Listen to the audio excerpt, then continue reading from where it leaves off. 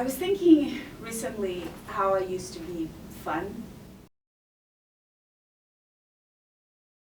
Like very fun. Like sassy, funny, you know, spontaneous, daring, especially daring.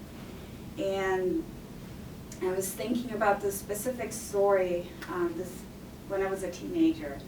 I used to love motorcycles, and I loved everything about them. I loved the sound, I loved the smell in your hair after you ride on a motorcycle. I loved the ideal of freedom and rebellion and daringness.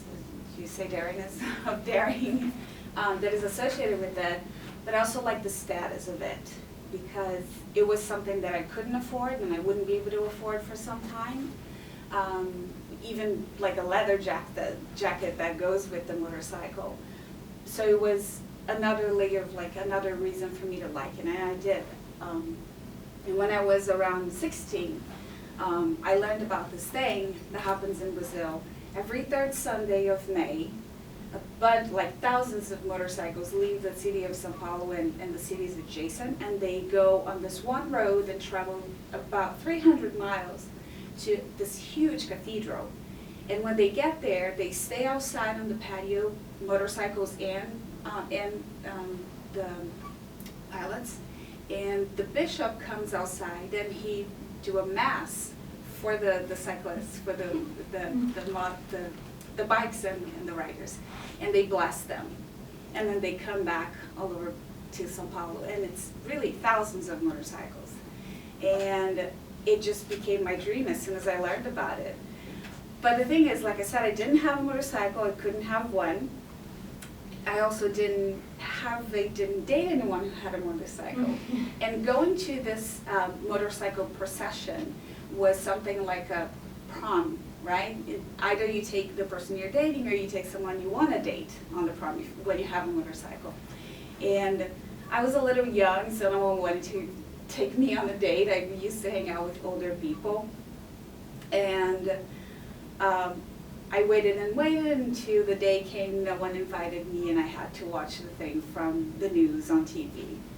And next year I was a little older, and I was a little bit, you know, more confident that something would happen, someone would invite me to go to the procession, and it just wasn't happening. So the night before, on the Saturday night, I went to this bar where we used to hang out, and truly, I had no business being in that bar. I was a minor, I didn't drink, I was younger than everybody else, but it's just something that I like to do, you know? So I went to this bar, and nothing is happening, so I just decided to kind of put it out there, and I start telling people about it. You know, I start first, I'm not being very direct, and then eventually I'm just telling people, like, really, are you going? Do you have some? Are you taking some? But everybody was busy already. Everybody was taking someone. So eventually my friend came to the bar, and she said, listen, I'm going with my boyfriend. We're going on a sport car, but you're welcome to come with us. So just be at my house at 7 in the morning, we'll go. And I go home right away, and next day I get to her house at 7:10, and she's gone. And it broke my heart a little bit. And so I just started walking home, just very sad. And honestly, I was used to being an outsider. I was used to being, you know, not part of the group.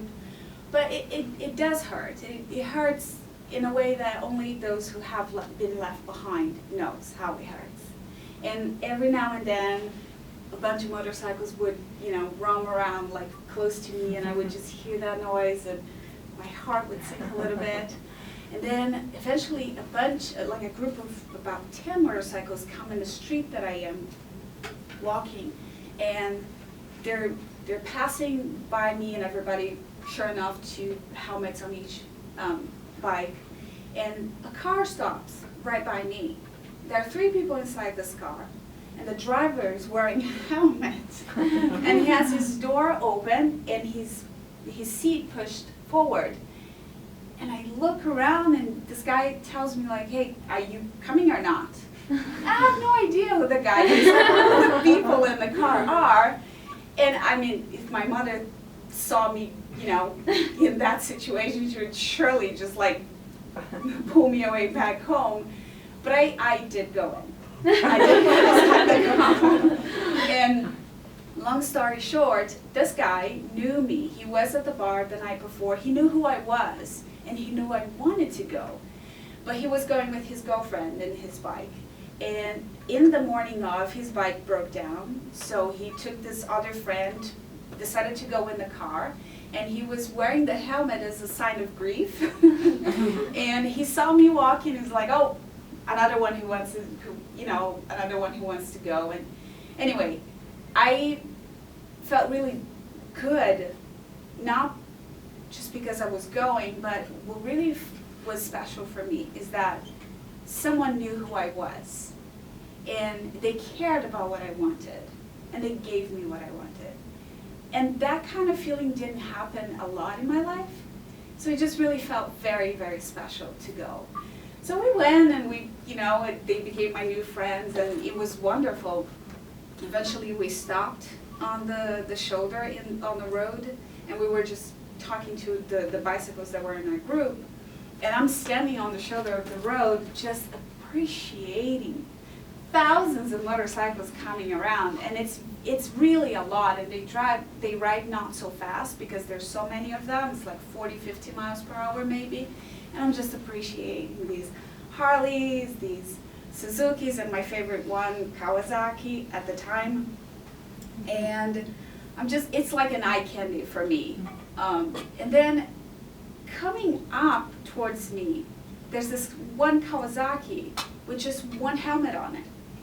And I'm thinking to myself, this is so unfair. Here am I, just appreciating this. I wanted to be on top of one of these guys, and there's this one person alone. There's space available there.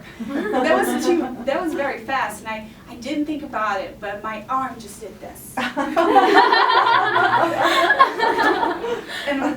as I did this, the motorcycle actually stopped a little ahead. But like I said, I didn't really think about it, so I'm looking at him, I'm looking at my friends, I'm looking at him, I'm looking at the car, and he's like, he lifts his eyes, he's like, are you coming or not? So I went back to the car, to my friends, and I picked up his helmet, and I said, may I take this? And I'll be honest with you guys, in hindsight, I don't think he said yes. I don't think he said anything, but I think my question was rhetoric. I think he just said, may I take this? Meaning, I'm taking this. Bye. And so I went with the motorcycle guy. And I had a wonderful day, and I felt on top of the world because I was finally there. And didn't hurt that the guy was actually very cute and handsome. We kind of, hit it out a little bit. I'm not going to get into details, but we had a bit of a flirting moment. And, at the end of the day, we went back to São Paulo. He took me home. I never saw this guy again. I can barely remember him. I remember he was handsome. That's all. I don't remember his color, his height, his weight. I don't remember anything. It's like as if this guy existed just to come, make my dream come true, and go home. And disappear. And so I was remembering about this, and I was thinking how prim and proper I am today. I am sort of boring. And I was wondering what happened to me. Is it because I got married and I think I have to behave a certain way to be respectful to my husband? Is it because I moved to the US and I'm still trying to see if I fit in here, how I fit into this different culture? Is it because I'm getting older? And now I'm not so excited about things as I used to be? Like, could it be that I actually got, like, and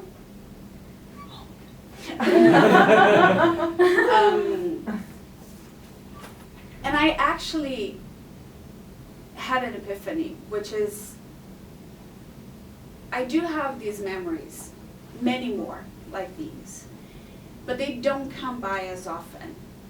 What actually comes by more often than they do. It's just the feeling that I left people behind, the feeling that I hurt people. I left my friends behind, the friends who picked me up on my street and took me to the road. And I left them in the middle of the road. And we never spoke again. The only thing that I did was to return that guy's helmet. He cared about me, and I left him behind. I did something that my mother would be mortified to know, that I just jumped on top of a motorcycle of a stranger who I didn't know who was. I have lost friends because I wanted to squeeze in just another joke so I could be funny, so I could be daring, you know?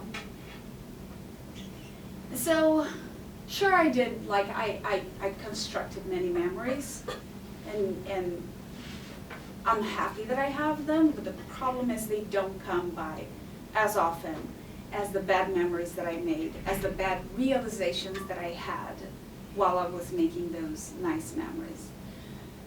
So maybe I'm not as fun as I used to be, maybe I am a little too formal now, but I think it's just because I grew a conscience, and I can actually now think about the people who love me and try not to hurt them. So between, you know, being fun and not hurting people that I love, I'll just, you know, stick with not hurting the people that I love.